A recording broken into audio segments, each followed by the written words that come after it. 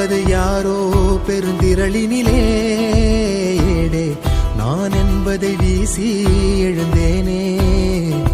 மனமே தான் என்பது போகும் பெருங்கணத்தினிலே கூவி வாவென்றொரு வாழ்க்கை சிறு குரலாய் அருளாய் பேச போகாதொரு ஆழம் தேடி